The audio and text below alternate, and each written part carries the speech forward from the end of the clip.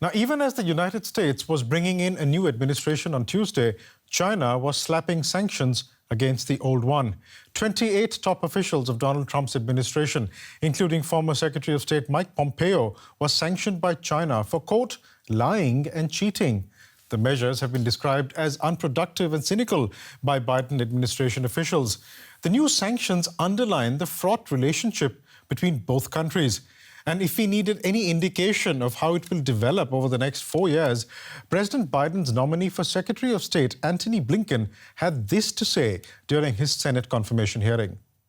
I also believe that President Trump was right in taking a tougher approach to China. I disagree very much with the way that he went about it in a number of areas, but the basic principle was the right one, and I think that's actually helpful. And there were other indications as well from Blinken about the future U.S. stance on key issues with China. Secretary Pompeo designated the Chinese Communist Party as having engaged in genocide regarding the Uighur Muslim population. Do you agree with that designation? That would be my judgment as well. You do agree? Yes. There's been a strong and long bipartisan commitment to Taiwan, the Taiwan Relations Act, also the communiques with China. And part of that commitment is making sure that Taiwan have the ability to defend itself against aggression. And that is a commitment that will absolutely endure in a Biden administration. For more, I'm joined now by Professor Steve Tsang. He's director of the China Institute at the School of Oriental and African Studies in London. Professor Tsang, welcome. Do you think we are looking at some sort of a reset in ties between the US and China? Well, the Chinese government would like a reset in US-China relations. I think the Washington side will see a largely continuation of the relationship, but a different style of managing it. When you said that the Chinese government is also looking for a reset, what do you mean by that? Well, the Chinese government really has been very unhappy with the way how the Trump administration has been dealing with China, particularly in the last few weeks of the Trump administration, over initiatives on relaxing control over meetings between U.S. officials and the American officials, as well as the classification of what happens in Xinjiang as a kind of genocide. When it comes to the ties between the United States and China, do you think that the direction, the future course of ties between these two nations will influence how the US approaches its ties with other countries in the region? I think it will. Where I think we have is a new administration in Washington, which recognized that administrations prior to the Trump administration had been less than entirely realistic in dealing with China, and they didn't want to make the same mistakes that previous administrations have made. They also realized the Trump administration didn't approach China very effectively, but they saw some of the basic strategic thinking of the Trump administration as being appropriate. So they want to keep to that, and how the Chinese will respond to it will affect how the Americans feel that they need to react to China and engage with American allies in Asia, which are the same countries that China wants to engage with. When you talk about this new sense of realism, what shape might that realism take from the Biden administration? I think we have seen the Biden administration, or indeed Joe Biden himself, in his inaugural speech, saying that value matters, truth matters. And the Chinese government has a relationship with the truth that is more similar to the way how the Trump administration had with truth. And that will pose a significant problem for the Biden administration. So it will take a robust stance towards China, but it will also try to engage with China to find ways to make things work rather than take a confrontational approach for the sake of it. I don't think there's any doubt or argument that China plays a very, very important role and a very big one in Asia. But help us understand, Professor Tsang, how exactly China views its role in Asia. Well, China really sees that its long-term rightful place in Asia is to be the leader of Asia. China would like itself to be perceived in Asia as the benevolent big brother, and the other Asian countries simply rallying around to support China and build up a community under the leadership of China. Now, that may not be the way how a lot of the countries in Southeast Asia or indeed Japan may see it, but that's how the Chinese government would like it to be. Seeing as we are likely to see more confrontation between the US and China, albeit in a form different to that seen under the Trump administration, are there any areas of cooperation between the two countries? Well, there are areas where the two countries can easily cooperate.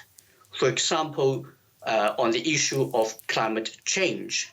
The Biden administration is reversing completely its approach on this compared to the Trump administration, and therefore we should be quite happy to cooperate with the Chinese to move things forward. That's not a zero-sum game between the two countries. Will the Chinese government cooperate with the Biden administration on climate change? That remains to be seen. Will they be able to work out some kind of a better economic relationship rather than focus on the tariff war? Against that remains to be seen. Biden is not going to just dismantle all the tariff regimes in place. Right. He wants to use them to negotiate. It will depend on how the Chinese respond. Interesting times ahead for us. Professor Steve Tsang from SOAS in London. Thank you so much, sir, for joining us. Turning now to Southeast Asia, where the US has had a long-time military and diplomatic presence. Besides troops in many countries here, the United States has formal defense arrangements with South Korea, Japan, and the Philippines. The military support is in a region with significant security concerns, including China's claim over most of the South China Sea. The unilateral claims have often led to a war of words and small-scale confrontations on the seas between Chinese ships and those from other countries with competing claims in the region. Now, this is in addition to long-running tensions on the Korean Peninsula, which jointly impact relations between the US, China, Japan, and South Korea. So let's break this down further. Joining me now is Thitinan Pongsudhirak. He's director of the Institute of Security and International Studies at Chulalongkorn University in Bangkok. Welcome, Mr. Pongsudhirak. I realize it's very hard to generalize about Southeast Asia and East Asia, but do countries in the region have a somewhat underlying common expectation from the new US administration? Yes, I think broadly speaking, the Southeast Asian countries would like to see more reliability and dependability from the US administration. The Trump government, the Trump administration has been a bit erratic. We had a trade war with China, technology conflict and so on. So I think there's a lot of anticipation about new administration that maybe can provide more balance, more peace and stability in the region, and maybe a bit of a new chapter, because I think it's been very tumultuous during the Trump period. However, the US-China trade technology conflict has been viewed favorably in Southeast Asia. So I think what Southeast Asia would like to see is some kind of a balance, between maybe the Obama time and the Trump administration. Under Obama, I think the U.S. left a lot to be desired in the region, raised a lot of expectations, but unfulfilled with the pivot and rebalance. And China kind of took over the South China Sea during that time. Trump went the other way, very belligerent and a bit erratic and unpredictable. So I think maybe Biden, we hope, will be something in between. Speaking of balance, you have China that looms large in Southeast Asia, as you also pointed out. Do countries in the region have this unique challenge to balance the relationship with the US with ties with China, even though many have territorial disputes and disagreements with China?